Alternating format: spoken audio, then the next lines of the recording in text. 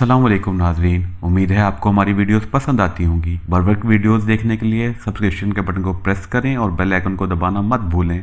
आइए चलते हैं अपने बक्के हिस्से की तरफ। राइफल ऑपरा हाउस वही जगह है जहां पृथ्वी थिएटर बन गया था और पृथ्वीराज ने दीवार नाम पर एक ड्रामा प्ले किया था जो पाकिस्तान के खिलाफ था। यहाँ मैंने टैक्सी छोड़ दी और पैदल चलता अपने फ्लैट में आकर बिस्तर पर बैठ गया। मैंने गहरा सांस लिया और विग और दाढ़ी वगैरह उतार कर थैले में बंद करके एक महफूज जगह पर संभाल कर रख दी। रात आधे से भी कुछ ज्यादा नहीं गुजरी थी। मेरा मिशन बगैर किसी रुकावट के खुश असलूबी से खत्म हो गया था।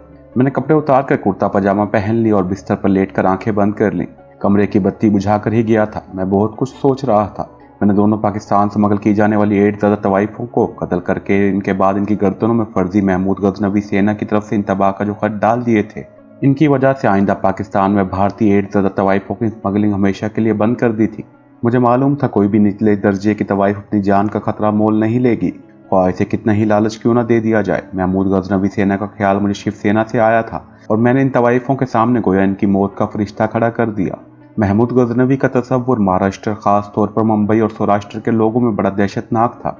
महमूद गजनवी ने इनके सबसे बड़े देवता के बुत के परखिच्चे उड़ाए थे और इसके आधे धड़ को अपने घोड़ों के पीछे रस्सी से बांधकर गजनी तक घसीटता ले गया था।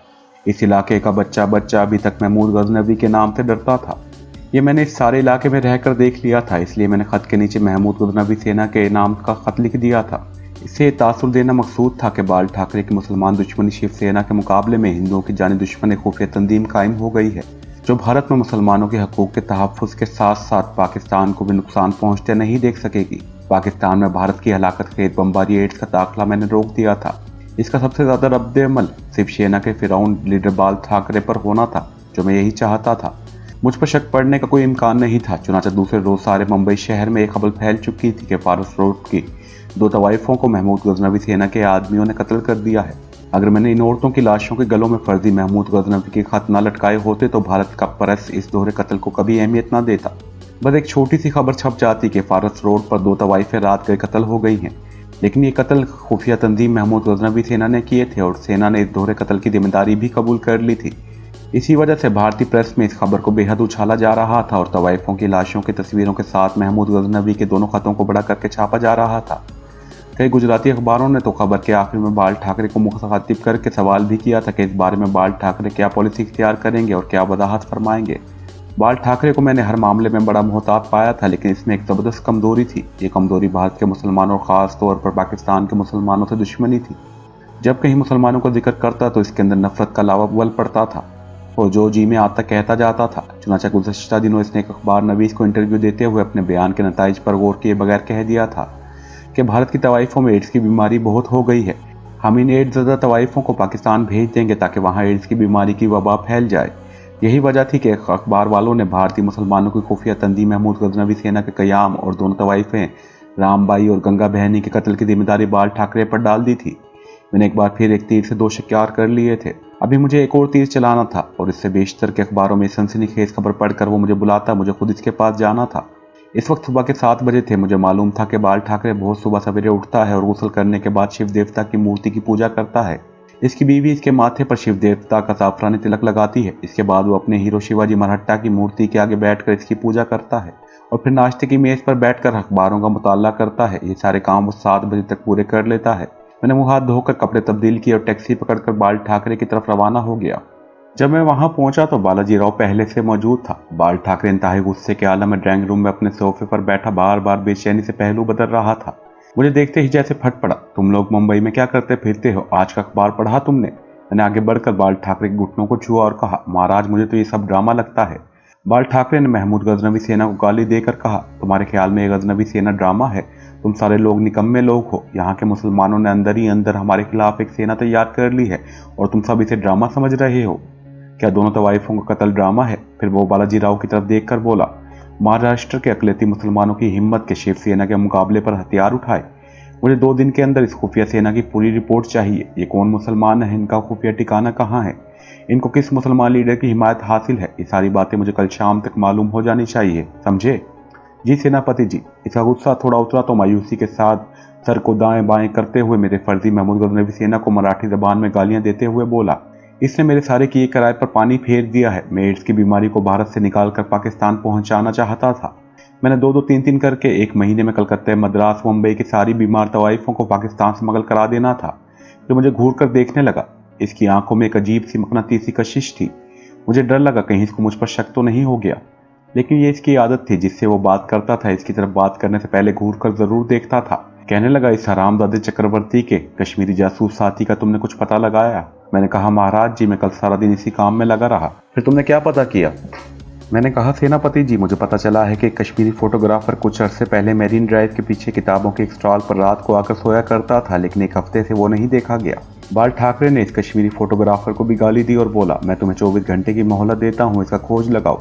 इस साले चक्रवर्ती को तो मैं अभी गिरफ्तार करवाता हूँ। इसने टेलीफोन आगे करके दिल्ली का कोड नंबर मिलाया और दूसरी तरफ से कोई आवाज आई होगी। बाल ठाकरे ने पूछा, तुम कौन बोल रहे हो? Defence intelligence chief Surendra Kohli का घर नहीं है क्या? तो फिर वो कहाँ है? इसे कहो ठाकरे जी मुंबई से बात करेंगे। रिसीवर इसने कान से नीचे कर लिया और नफरत से बुड़बुड़ाने लगा, साले 8-8 बजे तक लंबी तान कर सोए रहते हैं।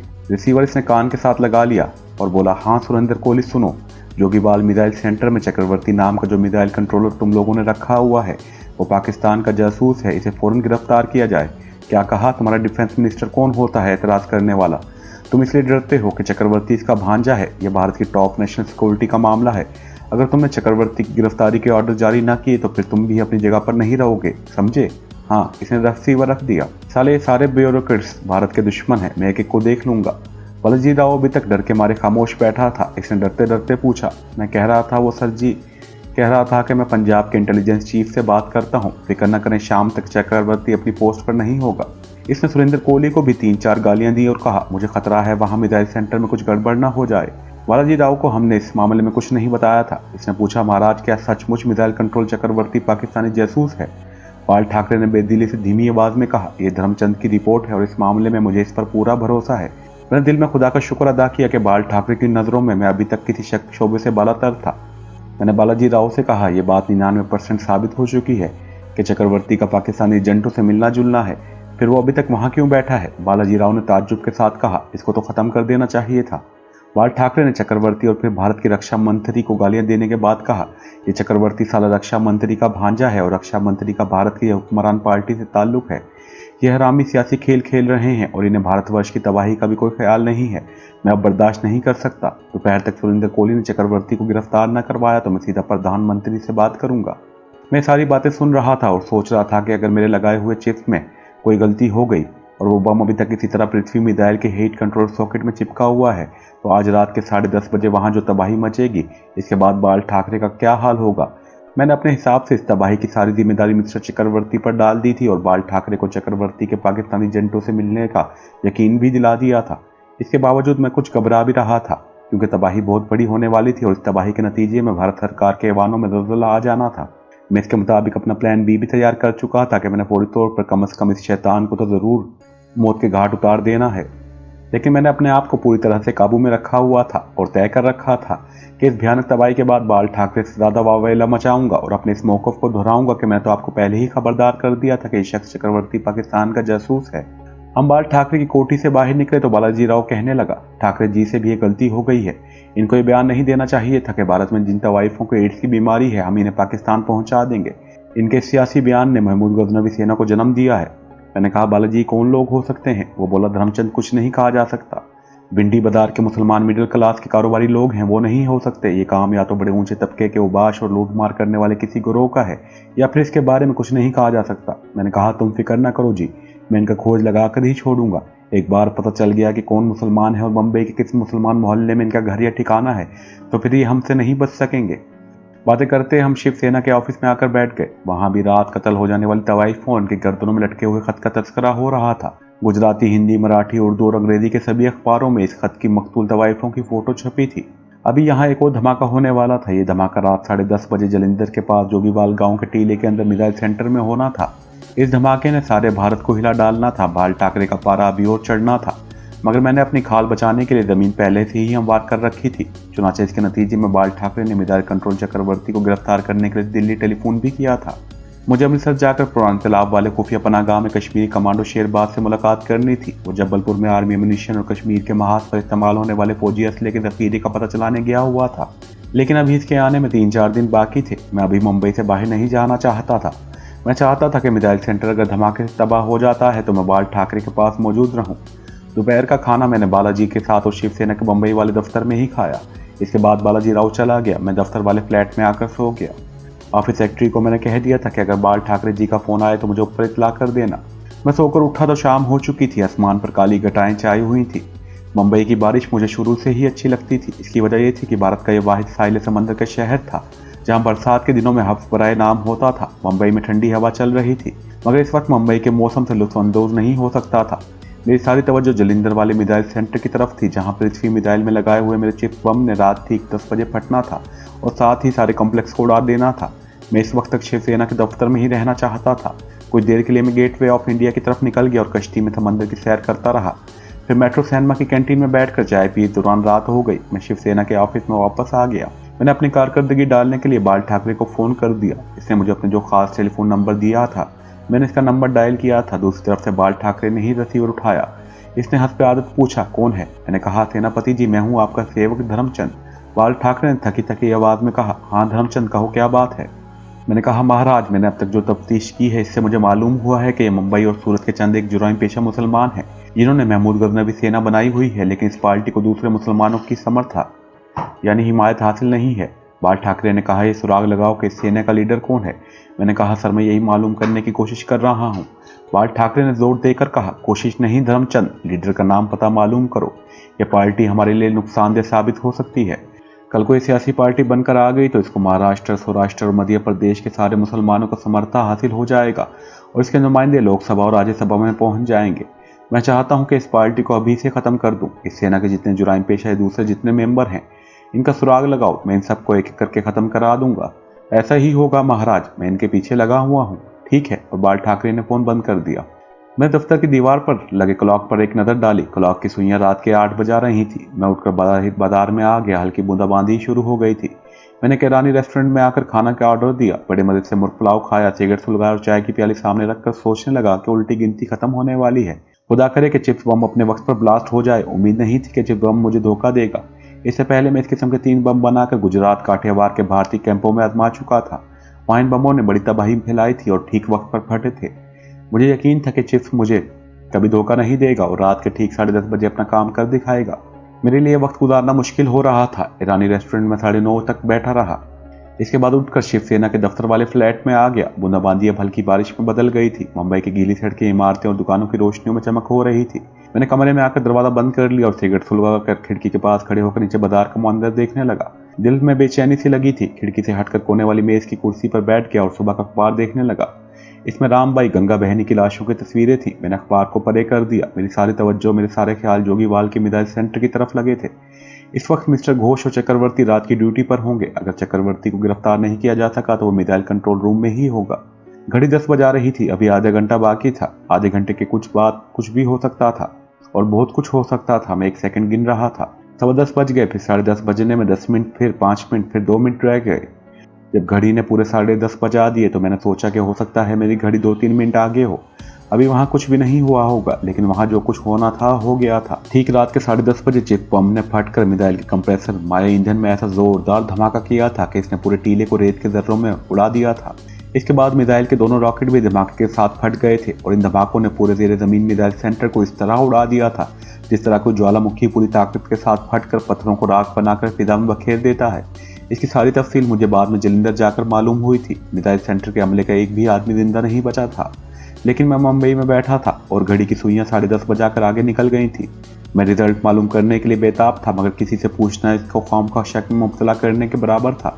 मैं दूरदर्शन ऑन किया। वहाँ एक ड्रामा नशर हो रहा था। इसके बाद खबरें शुरू हो गई।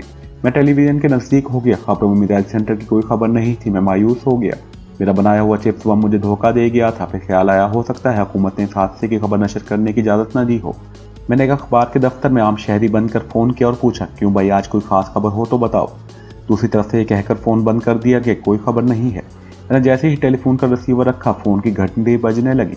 मैंने रिसीवर उठाया। दूसरी तरफ से बालाजी राव की घबराई हुई आवाज़ आई, तुम्हें कुछ मालूम हुआ? क्या हुआ बालाजी? बेड़ा गर्क हो गया धर्मचंद, बस तुम जल्दी से ठाकरे जी की कोठी पर पहुंच जाओ। उसने फ़ोन बंद कर दिया। मेरी जान में जान आ गई। मैंने ज़ोर से अपने सीने पर हाथ मारा और दबी जबान में अल्लाह अकबर का नारा लगाया। मेरे चीफ बम ने मुझसे पूरी वफादारी की थी। ये जोगीवाल मिसाइल सेंटर की तबाही की खबर थी, जिसकी वजह से बालाजी राव घबराया हुआ था और बाल ठाकरे के बंगले पर पहुंचा हुआ था। दूसरी कोई बात नहीं हो सकती थी। मैं फौरन फ्लैट से निकला और टैक्सी लेकर बाल ठाकरे के बंगले पर आ गया और बालाजी राव बरामदे में ही बेचैनी से टहल रहा था। मुझे देखकर बोला, जलंधर में बड़ी तबाही हुई है, मिसाइल सेंटर धमाके से उड़ गया है, कोई भी नहीं बचा है। मुझे पंजाब शिवसेना के प्रसाद ने थोड़ी देर पहले फोन पर बताया। मैं घबराया हुआ यहाँ पहुंचा हूँ। मैंने चेहरा लटका लिया। मैंने मरी हुई आवाज में कहा, है भगवान, ये क्या हो गया? सेनापति जी को खबर हुई क्या? खबर जरूर हुई होगी, वो चीफ मिनिस्टर हाउस गए हुए हैं, वहां इसी बारे में इमरजेंसी मीटिंग हो रही है। मैंने अदाकारी शुरू कर दी और सर पकड़कर बरामदे में कुर्सी पर बैठ गया। मैं तो कई दिनों से कह रहा था कि मिस्टर चक्रवर्ती पाकिस्तानी एजेंटों से मिलकर कोई साजिश कर रहा है। आखिर वो बदबख्त अपनी साजिश में कामयाब हो गया। ये तो हमारा बहुत बड़ा नुकसान हुआ है बालाजी। काश चक्रवर्ती एक माह पहले गिरफ्तार कर लिया जाता, या फिर शायद तबाही ना होती। बालाजी राव भी मेरी साथ वाली कुर्सी पर बैठ गया। कहने लगा, तुम्हारी रिपोर्ट बिल्कुल दुरुस्त थी। ठाकरे जी ने तो चक्रवर्ती की गिरफ्तारी की पूरी कोशिश की थी, मगर रक्षा मंत्री ने एक न चलने दी। अब वो भी नहीं बचेगा। मैंने बालाजी राव से कहा, दूरदर्शन ने कोई खबर नहीं दी। वो बोला, सरकार ने इस खबर को दबा दिया है, मगर दबाने से क्या होगा, बीबीसी ने तो ये खबर दे दी होगी। इस किस्म की खबरें कभी नहीं दबाई जा सकती। मैं सोचता हूँ कि जब मिसाइल सेंटर में धमाके हुए होंगे तो कितनी तबाही मची होगी। वहां तो हमारी रिपोर्ट के मुताबिक 10 पृथ्वी मिसाइल थे। मैंने कहा, सारा टीला उड़ गया होगा। बालाजी कहने लगा, इर्द गिर्द कोई आबादी नहीं थी, भगवान ने बचा लिया, वरना बहुत बड़ी तबाही होती। प्रसाद जी खुद बड़ा घबराया हुआ था, कह रहा था तबाही की पूरी रिपोर्ट दूंगा। वो इसी वक्त अमृतसर से जलंधर रवाना हो गया था। इतने में बंगले में बाल ठाकरे की गाड़ी दाखिल हुई। हम जल्दी से उठकर पोर्च में आ गए। गाड़ी पोर्च में आकर रुकी। पोर्च की रोशनी में मैंने देखा कि बाल ठाकरे का चेहरा उतरा हुआ है। वो अपने मखसूस जाफरानी रेशमी लिबास में था, मगर चेहरे पर मरूनी छाई हुई थी। मैंने आगे बढ़कर गाड़ी का दरवाजा खोला तो बाल ठाकरे ने बाहर निकलकर मुझे घूर कर देखा। मैं अंदर से घबरा गया। वो बोला, धर्मचंद, तुम्हारी इंटेलिजेंस रिपोर्ट दुरुस्त थी। और वो भारत सरकार की ब्यूरोक्रेसी को मराठी में गालियां देता बड़े कमरे में दाखिल हो गया। हम दोनों इसके पीछे चल रहे थे। मैंने खुदा का शुक्र अदा किया कि मुझ पर बाल ठाकरे का एतमाद बहाल था और मुझ पर किसी किस्म का शक नहीं किया गया था। ये मेरी बहुत बड़ी जीत थी। इसके बाद अपने कमरे में मैं आकर बाल ठाकरे सोफे पर नहीं बैठा। चांदी की मूठ वाली छतरी हाथ में लिए पिंजरे में बंद भालू की तरह इधर से उधर चक्कर लगाता रहा और गरजता रहा। और भारत के इस वक्त के रक्षा मंत्री, भारत की military intelligence, civil police intelligence और जलंधर की पुलिस को मराठी जबान में और मुंबई के मवालियों की जबान में हर तरह की गालियां देता रहा। मुझे इस बात का इत्मीनान था कि इसे मुझ पर शक नहीं है। इसे मुझ पर किसी तरह का शक नहीं था, बल्कि इसने 2-3 बार मेरी तरफ इशारा करके बालाजी राव से कहा था, इन हरामजादों से तो ये अनप्रोफेशनल हमारी सेना का जासूस 1000 दर्जे बेहतर है, जिसने मुझे 1 महीना पहले बता दिया था कि मिस्टर चक्रवर्ती पर इसे शक है कि वो पाकिस्तानी एजेंटों के साथ साथ बात कर रहा है।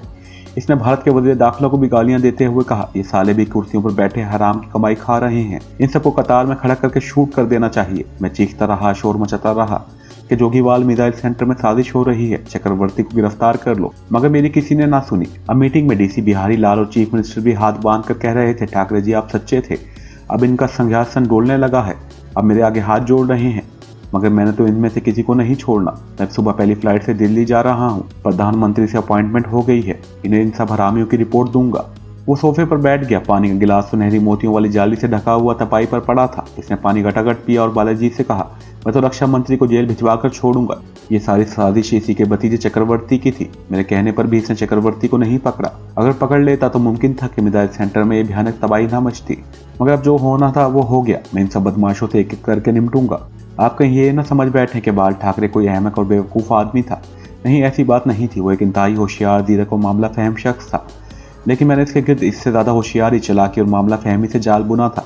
ये मेरी दहानत और देरकी का जीता जागता सबूत था कि मैंने इसके दहशतगर्दों को भारत के अंदर और पाकिस्तान में मौत के घाट उतारा, कश्मीरी मुजाहिदों को जेल से छुड़ाकर फरार कराया, असले के जखीरों को तबाह किया, सूरत के मुसलमानों को बेदर्दी से कत्ल करने वाले मरीठा कातलों को सैकड़ों मील दूर जाकर कत्ल किया और अब पाकिस्तान के खिलाफ इस्तेमाल किए जाने वाले पृथ्वी मिसाइलों के अड्डे के परखिच्चे उड़ा दिए। मगर बाल ठाकरे को जरा सा भी मुझ पर शक नहीं हुआ था और इसका मैंने मौका भी नहीं दिया था। इसमें कोई शक नहीं था कि मैं अपने हम वतन पाकिस्तानियों की सलामती के लिए निकला था और मेरा मिशन पाकिस्तान के दुश्मन नंबर 1 भारत के पाकिस्तान के खिलाफ इसके मज़मूम अज़ाइम को खाक में मिलाना था। इसी मकसद के लिए मैं अपनी जान पर खेल कर वतन अजीज के दुश्मनों से जंग लड़ रहा था और ये जंग इनकी सरजमीन और उनके मोर्चों में आकर लड़ रहा था। या मैं आपको एक बात जरूर बता दूं कि कोई भी फौजी अपनी तनख्वाह के लिए बिल्कुल नहीं लड़ता। तनख्वाह के लिए वो सिर्फ अपना काम करता है। जो शहादत है वो कभी पैसों से नहीं ली जाती। यही जज्बा था जहां कदम कदम पर मेरे लिए मौत ही मौत थी, लेकिन मैं अपने इरादों में अटल था। जोगीवाल का पृथ्वी मिसाइल सेंटर मुकम्मल तौर पर तबाह हो गया था। चक्रवर्ती और मिस्टर घोष समेत अमले का एक भी आदमी जिंदा नहीं बचा था। इन लोगों की लाशों के पुरखच्चे उड़ गए थे। सिर्फ ब्रिगेडियर शीमा प्रसाद बच गया था। वो भी इसलिए बच गया था कि वो रात की ड्यूटी पर नहीं होता था। जहाँ मिसाइल सेंटर वाला टीला था, मैंने इस जगह जाकर खुद देखी तो वहाँ बहुत बड़ा वसी घड़ा पड़ चुका था। ऐसा लगता था कि यहाँ से आसमान से कोई बड़ा शहाब साकिब आकर गिरा हो। इर्द गिर्द के मैदानों की जमीन आग से जलकर स्याह हो गई थी। सारा इलाका तबाही और बर्बादी की इबरतनाक दास्तानें सुना रहा था। मेरा दिल खुशी से लबरेज था कि इसलिए मैंने दुश्मन के इन मिसाइलों को तबाह और बर्बाद कर दिया था, जिन्होंने पाकिस्तान के शहरों में गिरकर इन्हें तबाह और बर्बाद करना था। जो मिसाइल भारत ने पाकिस्तान को खत्म करने के लिए नस्ब किए थे, मैंने इन्हें इन्हीं के घर में हमेशा के लिए खत्म कर दिया था। ये मेरा फर्ज था। पाकिस्तान का शहरी और एक मुहिब वतन कमांडो होने के नाते ये मेरा फर्ज था। मैंने अदा किया था। मुझे भारत से कोई खुदा वास्ते का बैर नहीं था। भारत में भी ऐसे हिंदुओं और सिखों की कमी नहीं जो बड़े खुदा तरस हैं, इंसानों से मोहब्बत करते हैं और पाकिस्तान के लोगों से अमन और शांति के साथ रहना चाहते हैं। लेकिन ऐसे लोगों की तादाद आटे में नमक के बराबर है। भारत में अक्सरियत कट्टर और मुअत्तसिब हिंदुओं पर मुश्तमिल है, जो इस वक्त से मुसलमानों को दुश्मन समझे आ रहे हैं। जब से मोहम्मद बिन कासिम ने सिंध में दाखिल होकर हिंदू राजा दहर की कैद से अगवा की हुई लड़की को आज़ाद करवाया था और राजा दहर हुकूमत को हमेशा के लिए ख़त्म कर दिया था, क्योंकि इसकी हुकूमत जुल्म और नाइंसाफ़ी की हुकूमत थी। इसके बाद महमूद गजनवी ने भारत के बुतों को पाश पाश किया और यहाँ परचम इस्लाम बुलंद किया। फिर टीपू सुल्तान, सैयद अहमद शहीद, जंग आज़ादी मुसलमानों की मुजाहिदों ने अपने जान के नजराने देकर भारत में इस्लाम की शम्मा रोशन रखी। हिंदू इसी दिन से मुसलमानों का भारत से नामो निशान मिटाना चाहते हैं। शुद्ध संगठन की तहरीक इस साजिश का एक हिस्सा थी कि भारत के सारे मुसलमानों को हिंदू बना दिया जाए। पाकिस्तान के क़याम के बाद तो इंतहा पसंद हिंदू जमातों के सीनों में सांप लौट रहा था। वो पाकिस्तान को नुकसान पहुंचाने का कोई मौका हाथ से नहीं जाने देते थे। भारतीय जनता दल, राष्ट्रीय सेवक संघ और शिवसेना जैसी इस्लाम दुश्मन जमातें हिंदुओं की पाकिस्तान दुश्मन का मुंह बोलता सबूत थी, और इसमें सबसे बड़ा किरदार बीजेपी का था, जो इनका एक सियासी विंग था। भारतीय जनता पार्टी ने तो इलेक्शन में कामयाबी इसलिए हासिल की थी कि इसने हिंदुओं से वादा किया था कि बरसर इक़्तिदार आकर वो बाबरी मस्जिद की ईंट से ईंट बजा देंगे, और इन्होंने ऐसा ही किया। टेलीविजन पर सारी दुनिया ने देखा कि हिंदू जोगी, साधु, आम शहरी कंथियां, तोड़े, कदालें लेकर बाबरी मस्जिद पर टूट पड़े थे और मुसलमानों की तारीखी मस्जिद को मुकम्मल तौर पर मस्मार कर दिया था। आप अपने दिल पर हाथ रखकर सोचें, क्या ऐसी कौम आपकी दोस्त हो सकती है जो आपकी मस्जिदों की ईंट से ईंट बजाने का अहद किए हुए हो, जो आपके बच्चों को कत्ल करने और आपकी माँ बहनों की बेहुरमती करने पर तुली हुई हो? कोई गैरतमंद कौम, ख्वाह वो किसी मजहब से ताल्लुक़ रखती हो, ये गवारा नहीं कर सकती कि अपने दुश्मन कौम को इतनी इजाज़त दे कि वो इनकी इबादतगाहों को मस्मार करे, इसके बच्चों को कत्ल करे, उसकी माँ बहनों को उठा कर ले जाए। यही वो जज्बा मिली या जज्बा इस्लामी या जज्बा गैरत था जो मुझे अपनी जान मौत के हवाले करके भारत में ले आया था। और जब मैं जलिंदर के नवा में पाकिस्तान के खिलाफ इस्तेमाल होने वाले मोहलिक तरीन मिसाइलों के कब्रिस्तान में इनके टुकड़े बिखरे हुए देख रहा था, तो मेरी इस मिली जज्बा और जज्बा इस्लामी और जज्बा गैरत को तस्कीन पहुंच रही थी। इसके बाद जलिंदर में मेरा मिशन फिलहाल ख़त्म हो गया था। मुझे जलिंदर बाल ठाकरे ने ही मिसाइल सेंटर की मुकम्मल रिपोर्ट फराहम करने के लिए भेजा था। मैं 3 दिन जलंधर में पुलिस हॉस्टल में रहा। यहाँ आकर मेरा एक मकसद ये भी था कि पाकिस्तान में रेडियो ट्रांसमीटर पर मिसाइलों की तबाही की असल हकीकत मलक साहब और भट्ट साहब तक पहुँचा सकूँ, क्योंकि यहाँ मुझे रेडियो ट्रांसमीटर पर बात करने की सहूलत मौजूद थी। खतरा सिर्फ इस बात का था कि कहीं कोई इंटेलिजेंस वाला मेरी निगरानी ना कर रहा हो, लेकिन बाद के वाक़यात और हालात ने ये साबित कर दिया कि कोई खुफिया पुलिस का आदमी मेरी निगरानी नहीं कर रहा था। चुनांचा एक दिन मैं मुंबई शिवसेना के लीडर बाल ठाकरे से इसके खुफिया नंबर पर फ़ोन करने के बहाने ट्रांसमीटर रूम में चला गया। वहाँ से कांस्टेबल मॉनिटरिंग रूम पर ड्यूटी दे रहा था। मुझे देखकर खुद ही बाहर चला गया। ऐसे मालूम था कि मैं सीक्रेट कॉल करने वाला हूँ। मैंने रेडियो ट्रांसमीटर ऑन करके फ्रीक्वेंसी सेट की और सिग्नल दिया।